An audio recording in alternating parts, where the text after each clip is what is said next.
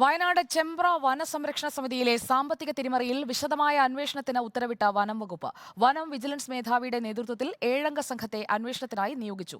ചെമ്പ്രയിൽ ഒരു വർഷത്തിനിടെ 16 ലക്ഷം രൂപയുടെ തട്ടിപ്പ് നടത്തിയെന്നാണ് പ്രാഥമിക റിപ്പോർട്ട്. ചെമ്പ്ര കൊടുമുടിയിലേക്ക് ട്രെക്കിംഗ് സംഘടിപ്പിക്കുന്ന വനസംരക്ഷണ സമിതിയുടെ ഫണ്ടിൽ വൻ വെട്ടിപ്പ് നടന്നുവെന്നാണ് വനംവകുപ്പിന്റെ പ്രാഥമിക കണ്ടെത്തൽ. സാമ്പത്തിക തിരിമറിക്കു പിന്നിൽ വൻ ഗൂഢാലോചന നടന്നിട്ടുണ്ടെന്നും ഇത് കണ്ടെത്താൻ വിജിലൻസ് അന്വേഷണം വേണമെന്നും നോർത്തേൺ CCF നിയോഗിച്ച അന്വേഷണ സമിതി നേരത്തെ റിപ്പോർട്ട് നൽകിയിരുന്നു.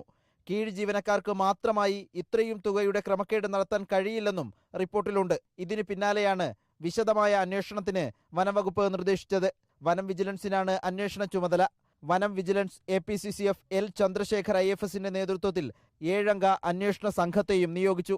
ചെമ്പ്ര വനസംരക്ഷണ സമിതി രൂപീകരിച്ച 2008 മുതലുള്ള കണക്കുകൾ മുഴുവനായി പരിശോധിക്കാനാണ് നിർദ്ദേശം.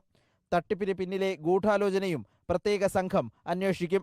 ഒരു വർഷത്തിനിടെ 16 ലക്ഷം രൂപ ബാങ്കിലടയ്ക്കാതെ ജീവനക്കാർ കൈക്കലാക്കിയെന്നാണ് പ്രാഥമിക റിപ്പോർട്ട്.